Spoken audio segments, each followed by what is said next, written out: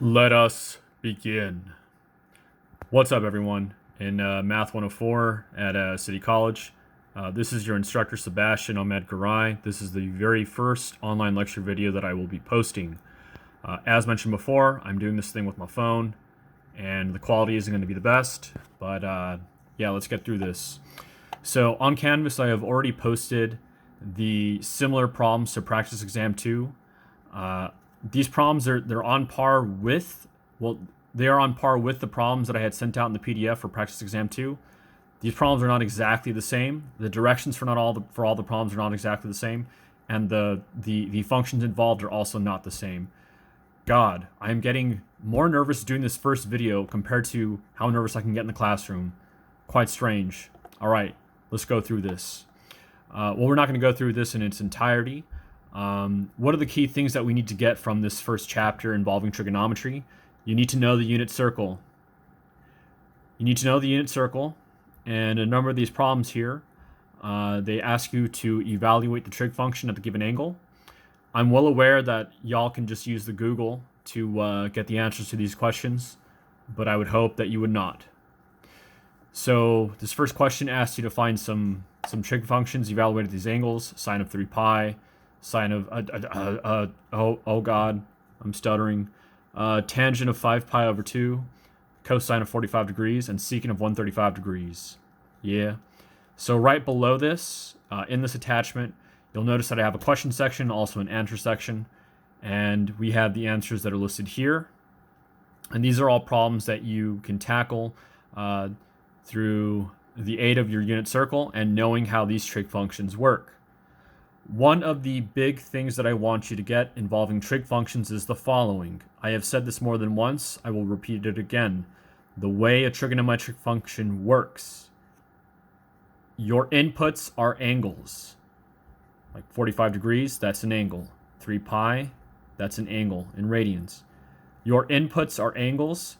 Your outputs are always the ratio of two sides of a right triangle. Which two sides those are is dependent upon the trig function. Sine is your opposite over hypotenuse. Cosine is your adjacent over hypotenuse. And so on and so forth. This next problem, it asks you to find the exact value of the 6 trig functions for the given angle. To tackle a problem like this, you need to know which quadrant does this angle lie in. In this case, the angle given to you here is 3 pi over 4. 3 pi over 4 is an angle that is greater than pi over 2. It is less than pi. This angle will lie in quadrant 2. In order to find the rest of these trig functions at this given angle, you need to remember that your sine function is positive in quadrant 2. Your cosine function is negative. The only functions that are positive in quadrant 2 are the sine function and its reciprocal function, cosecant. And right below the question, as you can see, I have the answers listed here. Number 3 is a similar problem, except this time the angle is not given to you. The only thing that you are told is where this angle lies, and you have sine of this angle. To tackle a problem like this, we're going to draw the angle. You don't have to draw the angle here, but I drew it for you here. This angle that I drew here, it is coterminal with this one here. I drew a triangle, a right triangle. I forgot to draw the 90-degree angle here, my bad. So we have a right triangle here. Remember how trig functions work. I plug in an angle into a trig function. My output is a ratio of two sides of a right triangle. For sine, the way the sine function works, the output is opposite over hypotenuse. This tells you that for this right triangle, the two sides that you know are the opposite and the hypotenuse. You do not know this adjacent side here. We will have to solve it. We will solve for this adjacent side by making use of the Pythagorean theorem.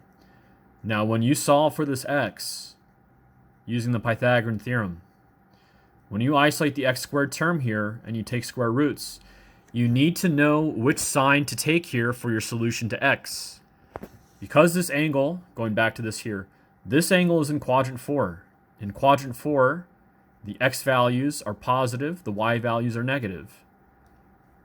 So when we take the square roots here, we will take the positive root. Once you have all sides of this right triangle, you should be able to find the remaining trig functions.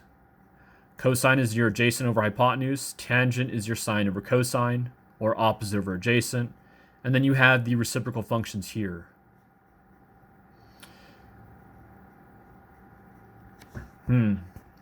So for problem number 4, I had tackled this problem by making use of the 5 key point method to graph this function listed here, 2 cosine of 2x. The last few lectures that we had, we talked about how to graph trigonometric functions. One option that you have for graphing a trigonometric function is the 5 key point method, but this only works for the sine and cosine functions. I'm not going to talk too much about this problem here. The graph here, I graphed both the 2 cosine of 2x, and I also graphed the 2 secant of 2x. Remember what we talked about in class involving the graphs of secant and also cosecant. If you graph the cosine and sine of the function with the same inputs, so here that's a 2x, this is a 2x, and also the same scalings, the vertical scalings, horizontal scalings, any horizontal shifting or vertical shifting, you should be able to graph the secant and cosecant functions, right? We did examples examples like this in class. If you had to graph 2 secant of 2x, we will graph 2 cosine of 2x. We will draw our asymptotes for that secant function.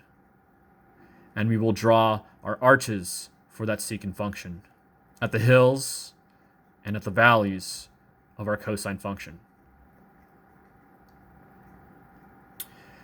This next one here, this next problem, this is a problem where I did not write down the solutions to this problem. Instead, to talk about this problem here, we're going to make use of the graphical software Desmos. This problem asks you to graph one cycle of each of the following functions, just one cycle. And the answer it says to see this video, right? So let me scroll up because I have problem number 6 listed on here. So to graph this problem, I did mention that I want you to get comfortable with doing the transformations. This is a problem where the next function is always based off of the graph of the previous function. If you know the graph of sine, you should be able to graph sine of 1/2 x, and so on and so forth. The exceptions to that for this problem are these last few functions that are listed here, right? Because I mean, this sine function here is not going to be based off this cosecant function, right? So, oh, I just now realized that I've been pointing at this thing with a mouse, and some of you may not be able to see this from the video.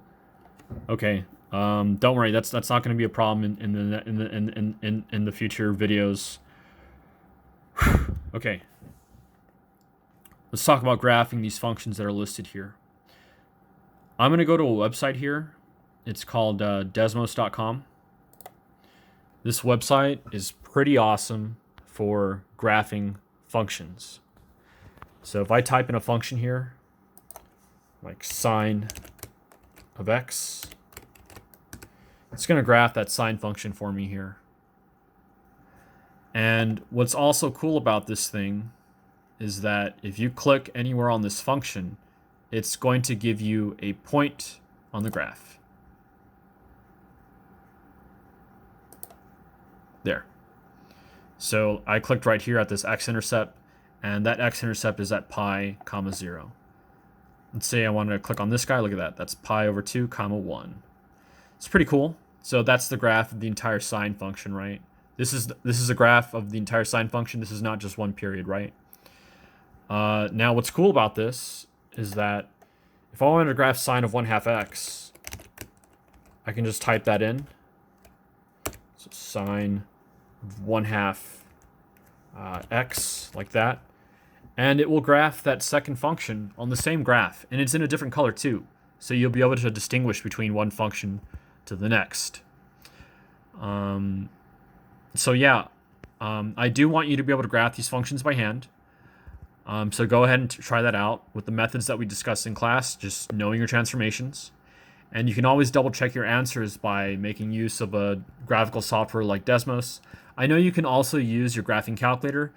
The major distinction, though, is that I think this has a nice user interface for being able to determine if you have your x-intercepts correctly for your graphs and whatnot. Because if I click on this guy right here, right, this is 2 pi comma 0, your horizontal axis on your graphing calculator is probably not going to list the values immediately in exact values here, like 2 pi. Instead, it'll probably write down a decimal answer, right? It's going to write down what the a decimal approximation of what 2 times pi would be. So yeah, so this is just, once again, this is just a quick video. This is just a test video, really. I'm not expecting too much from this video. Some of you may not have gotten much out of this video, but I needed to do a test video like this for this week, and I would appreciate any feedback that y'all have, and for whatever feedback y'all have, just send me an email. That'd be cool. Okay, that's it. Bye.